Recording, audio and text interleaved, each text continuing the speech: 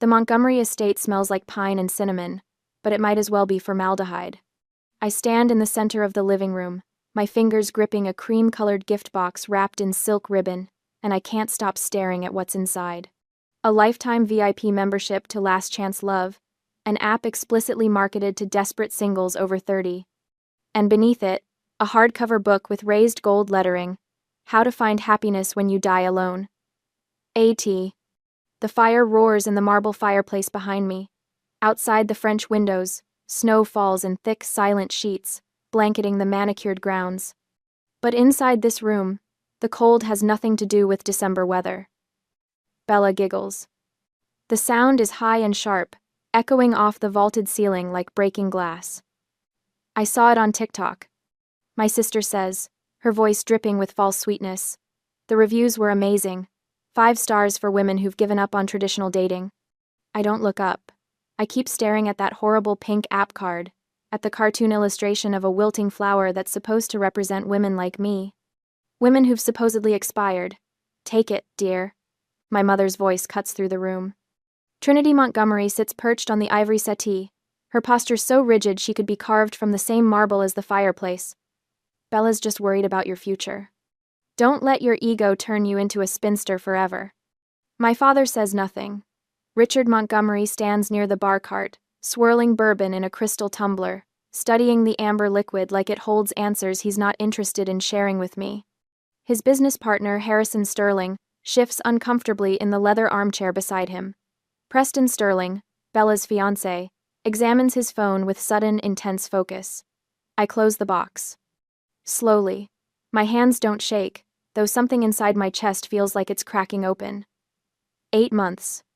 It's been 8 months since I sent those invitations, since I spent 3 evenings at my dining table in Austin selecting the perfect cardstock, tying velvet ribbons by hand.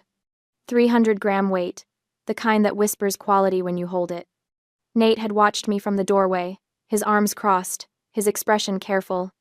"Are you sure you don't need to call them?" he'd asked. I'd smoothed another ribbon, my fingers working the silk into a perfect bow. They're my parents. They wouldn't miss this.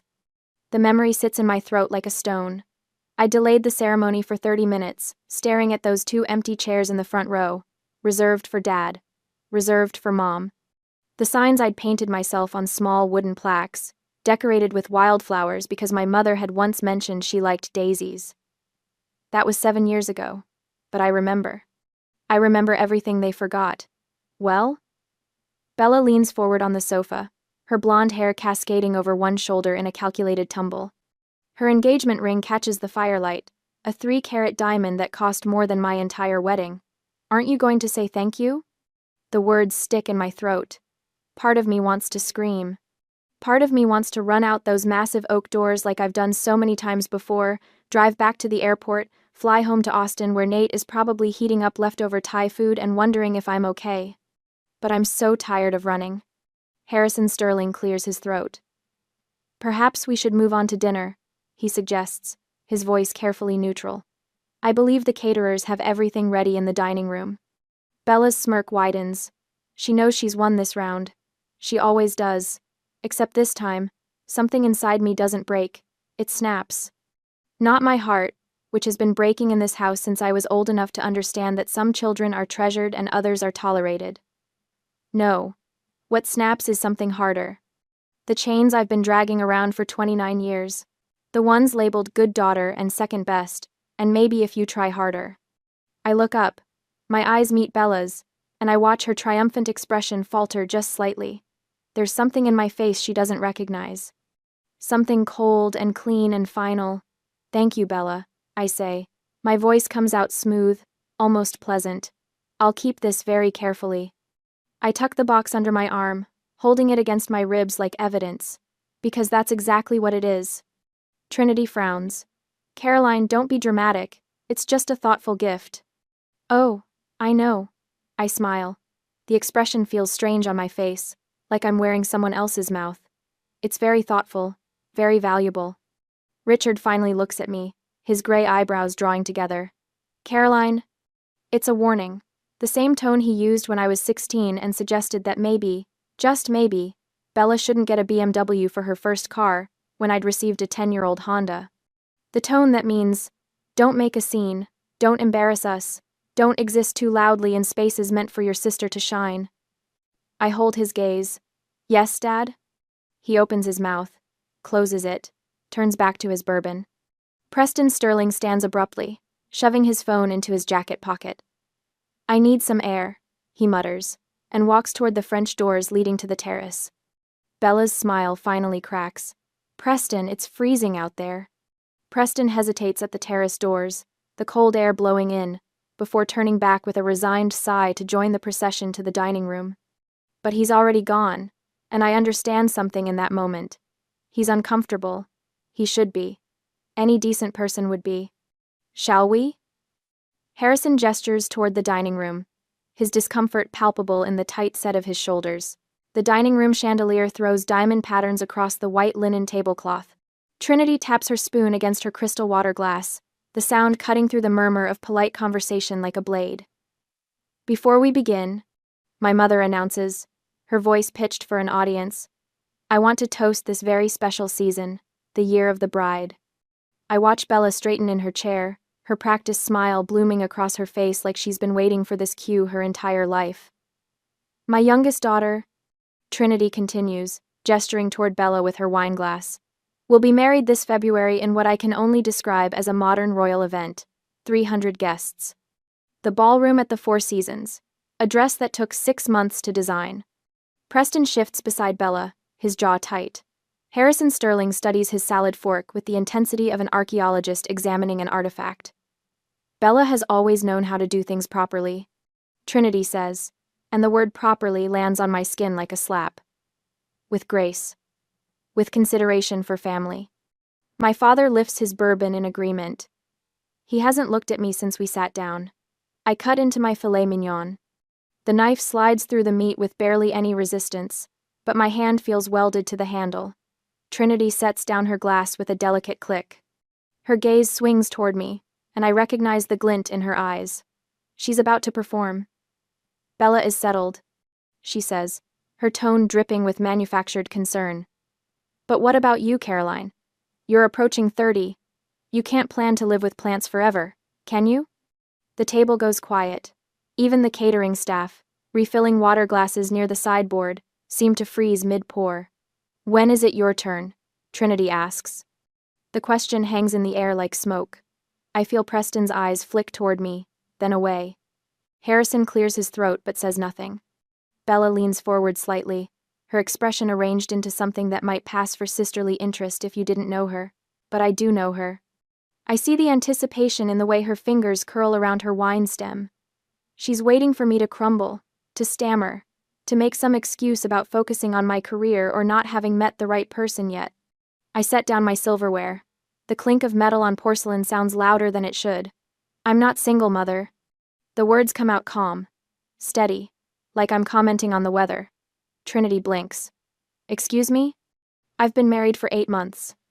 My mother's face goes through 3 distinct expressions in the span of 2 seconds. Confusion, disbelief, rage, liar. The word explodes out of her mouth before she can stop it. Her hand slams down on the table, rattling the silverware. Why would no one know about this? You secretly eloped in Vegas, didn't you? Is that why you've been so distant? I didn't elope in Vegas. Bella's face has gone pale, but she recovers fast. She always does. Are you making up stories to ruin my engagement party?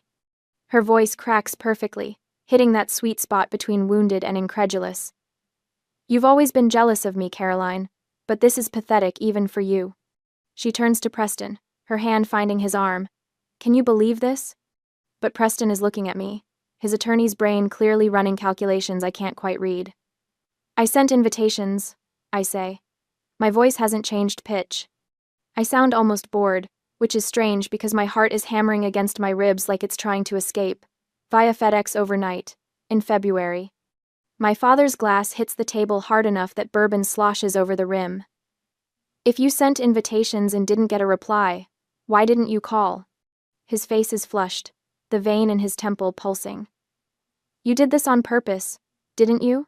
To embarrass this family in front of the Sterlings? And there it is.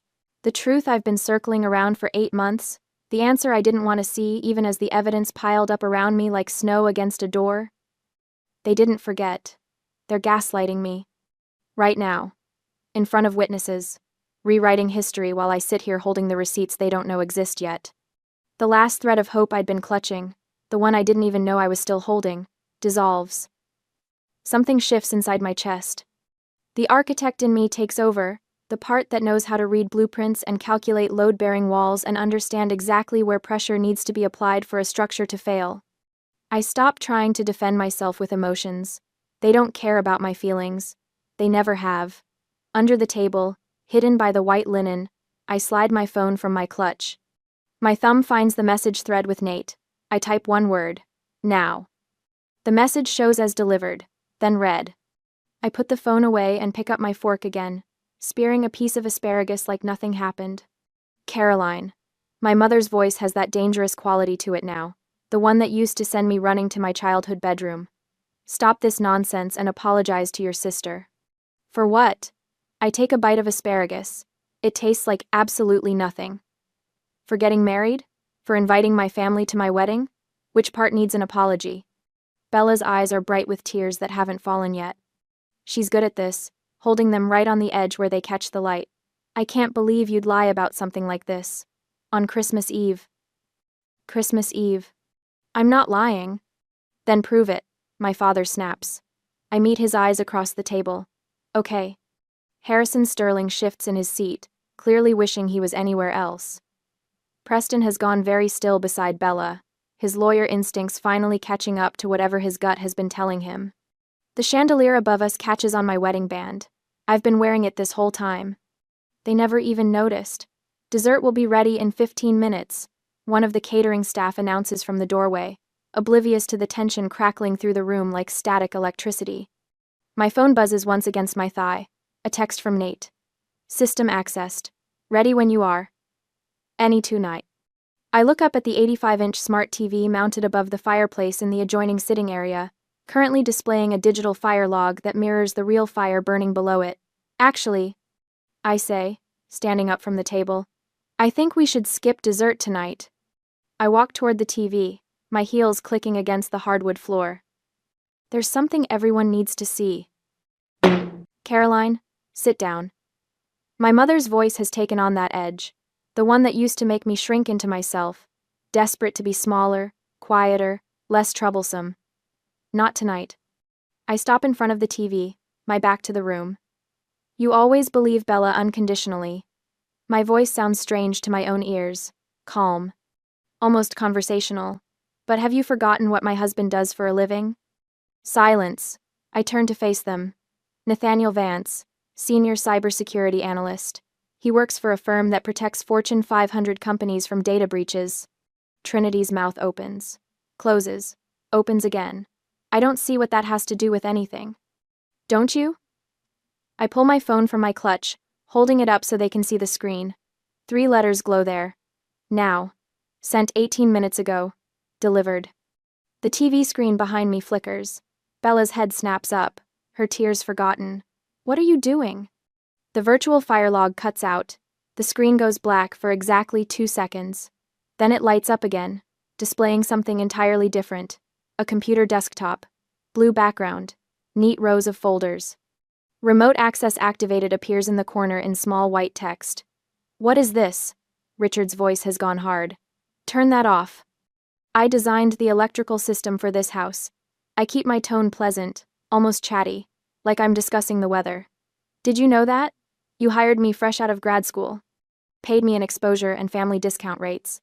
I installed every smart system, every camera, every sensor.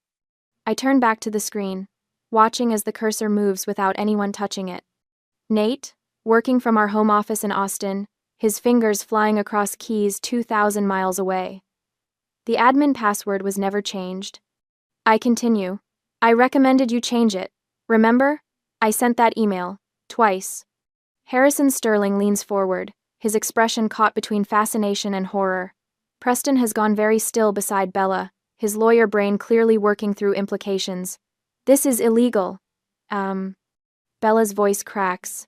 Not with tears this time, with panic. Actually, it's not. I don't look at her. I'm the system administrator on record. I have full legal access. Nate is simply helping me retrieve my own files. Trinity stands up, her chair scraping against the hardwood. Files? What files? The cursor on the screen moves to a folder. The label makes Bella gasp. Project. Truth. When you dismissed my career as playing with plants. I say quietly. You forgot I'm an architect. Architect's plan. We think 3 steps ahead. We build systems designed to last. My father's face has gone red. You had no right to put cameras in our home without telling us. I told you. My voice stays level. I gave you a 40-page manual. You signed off on everything. There's a camera at the front door, one at the side entrance, one covering the driveway, all disclosed, all legal, all recording to a professional NVR system in your wine cellar. What's an NVR system? Trinity's voice sounds smaller now. Network video recorder. I finally turn to look at her. It's not cloud storage that deletes after 6 months. It's physical hard drives, professional grade, data retention for 2 years. I watch the color drain from Bella's face. She understands. She's already doing the math, counting backward through months. You're bluffing, she whispers. I turn back to the screen. The cursor hovers over the folder. Do you remember February 12th, Bella? I ask. My voice sounds almost gentle. It was a Tuesday. Cold. You were wearing your cream cashmere coat. The FedEx driver arrived at 10:15 a.m. Stop it. Bella's voice rises. Mom, make her stop. The package was blue. I continue. Express overnight. 4 velvet boxes inside, wrapped in ivory ribbon. My wedding invitations. Preston's head turns toward Bella. Slowly, like he's seeing her for the first time. Turn it off, Bella screams. Mom, make her turn it off. But Trinity is frozen, her hand still pressed to her throat, her eyes locked on the screen. It's too late anyway. I hit enter on my phone. Nate, receiving the signal, opens the folder. The first image fills the screen in perfect high definition. A FedEx receipt, signature line clearly visible. Isabella Montgomery, signed in her distinctive looping handwriting. Date, February 12th. Time, 10:15 a.m. The dining room explodes into chaos, but I just stand there, my phone in my hand, watching my sister's carefully constructed world begin to crack. And I feel nothing but cold, clean satisfaction. That's my signature, Bella says immediately. Her voice has lost its hysterical edge, replaced by something flatter. More dangerous. So what? I signed for a package. That doesn't prove anything except that I was home that day. She's recovering. Faster than I expected. Evidence 1, I say, keeping my voice level. Clinical. Like I'm presenting designs to a difficult client. You signed for a package from Caroline and Nate Vance on February 12th. 3 weeks after our wedding invitations were mailed via FedEx overnight. I don't remember every package I signed for. Bella crosses her arms. We get deliveries constantly. My brand partnerships alone generate dozens of shipments per week. But Trinity sits up straighter. I can see her grasping at this explanation, wrapping her hands around it like a lifeline. That's true. Bella's business requires constant inventory management. She can't be expected to remember one random delivery from 8 months ago. Nate's cursor moves on the screen. The receipt disappears, replaced by a screenshot of an email inbox. My mother's email inbox. Evidence 2, I say. The screen shows Trinity's Gmail account settings. Filters. There's a long list of them, sorting newsletters and promotional emails into various folders. But one filter sits at the top of the list, marked with a red flag icon. Rule name, wedding block. I read aloud. If subject contains wedding and Caroline, then delete permanently. Skip inbox. Do not archive. The creation date sits right there in gray text. February 14th, 2 days after the invitations were delivered. This filter was installed from an IP address that traces back to Bella's device. I continue. Her iPhone specifically. The same device she uses to manage her Instagram account. The silence that follows isn't peaceful. It's the silence of a trap snapping shut. Trinity's face has gone pale. That's not possible. I never authorized anything like that. Of course you didn't. I meet my mother's eyes. Bella has your password. She's had it for years. Remember when she set up your 2-factor authentication last Christmas? She told you it was for security. Preston stands up slowly from his chair. He's staring at Bella like he's seeing her for the first time. You hacked into your mother's email? I didn't hack anything. Bella's voice pitches higher. I have access, because Mom asked me to help manage her correspondence. She gets overwhelmed by all the emails. I manage philanthropic contacts, Trinity says weakly. Charity board communications. Bella helps me organize them. By deleting emails about your daughter's wedding? Harrison Sterling's voice cuts through the room. He's still sitting in his chair, but his posture has changed. He's no longer the uncomfortable observer. He's engaged now. Focused. Bella stands abruptly. Her chair scrapes against the hardwood floor. Fine, yes. I hid the invitations, but I did it to protect Mom and Dad. The room freezes. She's pivoting. I watch it happen in real time, the way her expression shifts from defensive to aggrieved. Her eyes fill with tears. Her voice shakes, but not with fear. With righteous indignation. You sent those invitations last minute, she continues, voice trembling. For some shabby vineyard in Texas. Dad has high blood pressure. Tree. Mom worries constantly about image, about what people think. I saw that location you chose, Caroline, that rustic barn aesthetic, and I was afraid they'd be humiliated, afraid they'd spend the whole trip stressing about appearances. She wipes her eyes with the back of her hand. So yes, I hid them. I threw them away. I did it out of love. I was trying to protect our parents from embarrassment. Trinity inhales sharply. I watch her expression shift, see her reaching for this new narrative like a drowning person, grabbing driftwood. You were protecting us? Of course I was. Bella's voice cracks. Caroline always does things her own way, never considering how it reflects on the family. I couldn't let you suffer through some subpar wedding just because she refuses to maintain our standards. It's brilliant. In a horrible way. She's reframed herself from villain to hero in 30 seconds flat. The malicious act becomes protective sacrifice. The lie becomes love. Preston's frown deepens. He's not buying it. I can see the doubt written across his face, the way his jaw tightens. But my parents are already softening. Already finding the explanation they want to believe. I don't panic. I don't rage. I don't give Bella the satisfaction of seeing me unravel. Instead, I smile. It's a smile full of pity. The kind you give a child who's trying to convince you the dog ate their homework when you can see the torn pages in the trash. Protecting them, I repeat softly. That's your story? It's the truth. Bella lifts her chin. Then why? I say, each word deliberate. Did you throw the invitations in the recycling bin instead of hiding them in a drawer? Bella blinks. What? If you were protecting Mom and Dad, if you were worried about their feelings, you would have hidden the invitations somewhere safe. Somewhere you could retrieve them later if needed. You would have preserved them carefully, just in case your plan went wrong. I gesture to the screen where Nate has already queued the next file. But you didn't do that. Did you? Preston turns to look at Bella. Really look at her. Did you? I was upset, Bella says quickly. I wasn't thinking clearly. That's interesting, I say, because the video footage suggests you were thinking very clearly. I nod to the screen. Nate clicks play. The video quality is stunning. Crystal clear footage from the front door camera, the one mounted above the entrance with a perfect view of the porch and driveway. The timestamp reads, February 12th, 10:14 a.m. The FedEx truck pulls into frame. The driver climbs out, carrying a blue package. He rings the doorbell. Bella appears 30 seconds later. She's wearing yoga pants and a cropped hoodie, her hair in a high ponytail. She smiles at the driver, signs the tablet, accepts the package. The driver leaves.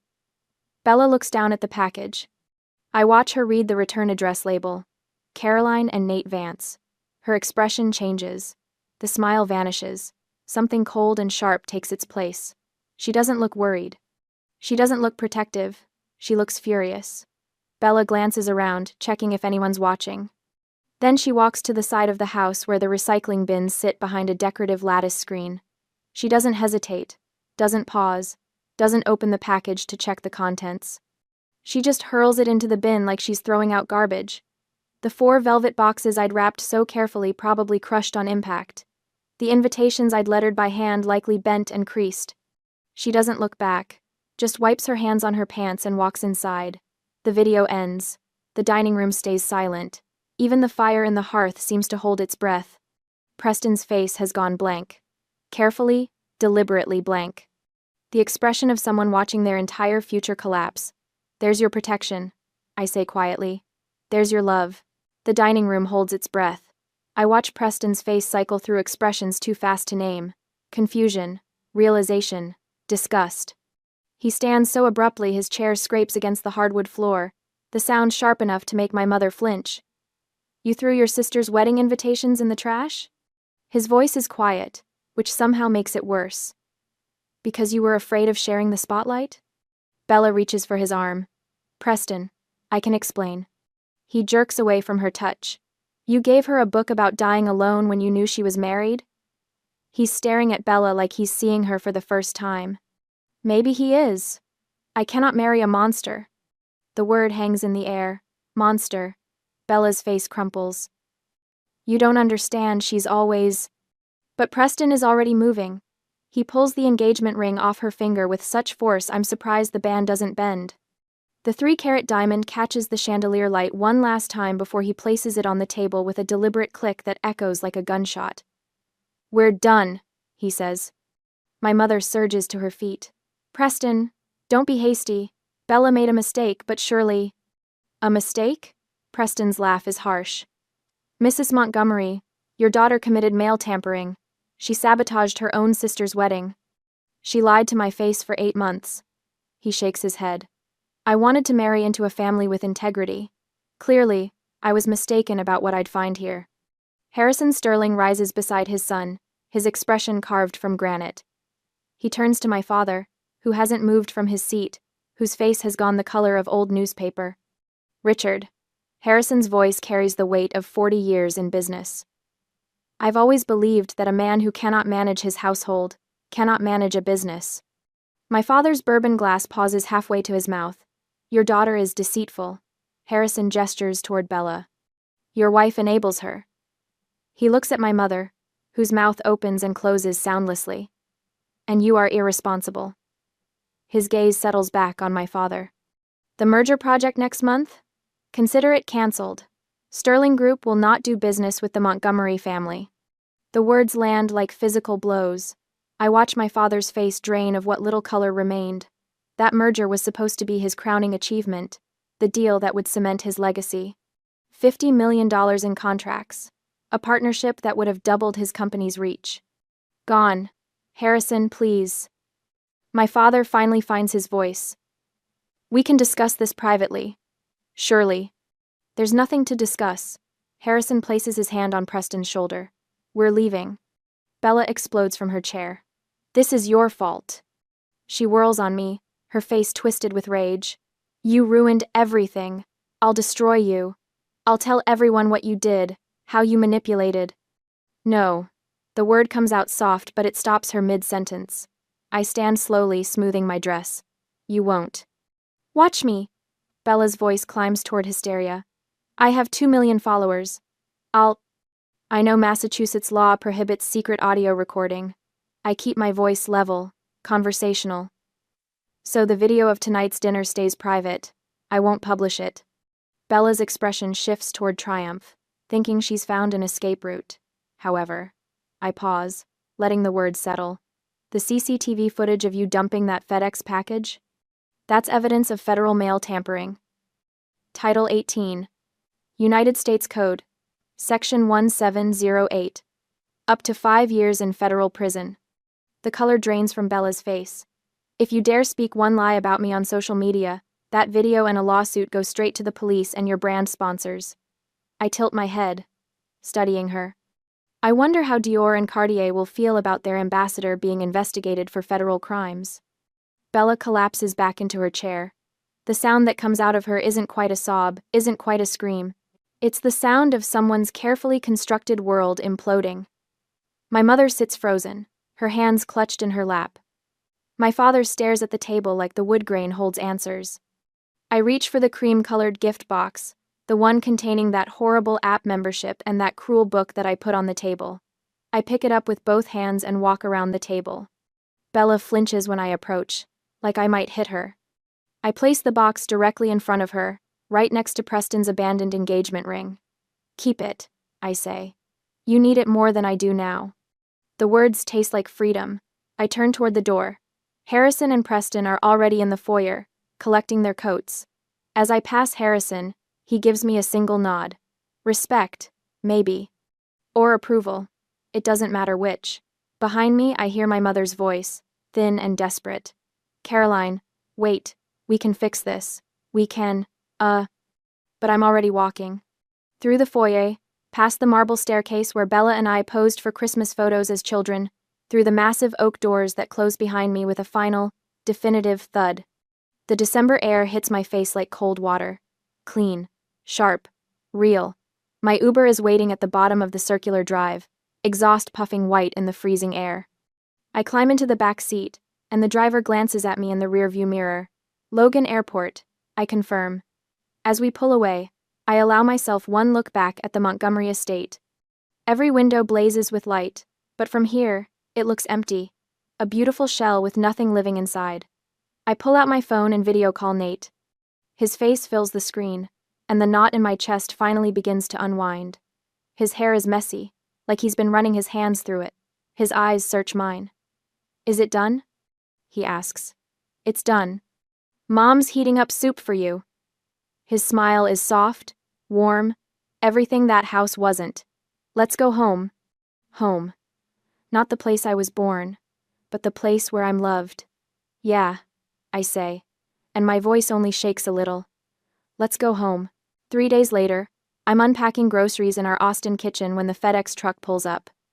Through the window, I watch the driver jog to the porch, scan a package, jog back. The box sits there on the welcome mat, square and flat. I know what it is before I open it. I can practically smell my father's desperation through the cardboard. Inside, a check. $50,000. The number seems obscene, written in my father's careful architect's print. The note is brief, typed on his business letterhead like this is just another transaction. I'm sorry. Please stay silent about the contract. I stand there in my kitchen, holding $50,000, and I think about the girl who would have cashed this check, the one who showed up on Christmas Eve still hoping, the one who saved their chairs at her wedding. She's gone. I tear the check in half, then quarters, then confetti. My phone is already in my hand. I arrange the pieces on the granite counter, photograph them, open the family group chat. 3 people. Mom, Dad, Bella. I type, I don't sell my silence. I'm gifting it to you for free, as a parting gift. Do not contact me again. My thumb hovers over the send button for maybe 3 seconds. Then I press it. The message shows delivered. Then read. Someone starts typing. Stops. Starts again. I don't wait to see what they'll say. I scroll to the top of the chat, tap the settings icon, and find the words I've been looking for. Leave group. Are you sure? I've never been more sure of anything. Leave. New Year's Eve arrives wrapped in Seattle rain and the smell of Meredith's famous pot roast. Nate's family crowds into their living room, laughing, arguing about what movie to watch before the countdown. His sister steals the remote. His nephew spills grape juice on the carpet. His mother hugs me tight, and I feel the weight of the sapphire brooch on her coat pressing against my shoulder. Real. Solid. An actual heirloom passed down with love instead of obligation. Come on, Nate says, taking my hand. Let's get some air before the fireworks. We step onto the back porch. The Space Needle glows in the distance, and the city hums with celebration. Nate wraps his arm around my waist, and I lean into him, breathing in rain and cedar and freedom. Any regrets? He asks quietly. I think about the empty chairs, the hidden invitations, the cruel gift, the check torn into pieces. Not one. The first firework explodes overhead, gold sparks against black sky. Nate's family cheers from inside, and through the window I can see them raising glasses, pulling each other into hugs. I'm not the Montgomery daughter anymore. I'm Caroline Vance, architect of landscapes and now, finally, architect of my own life. I cleared the weeds. I burned out the rot. And here, in this garden I chose, something real is growing.